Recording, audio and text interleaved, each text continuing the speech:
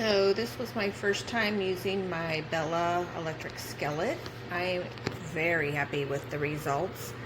I started with some olive oil and onions, then I added in poblano pepper and chopped chicken breast, then a little cilantro, garlic, and a can of black beans, and I think it's going to be a delicious dinner topped off with sour cream and some shredded cheese. Very happy with my Bella cooker.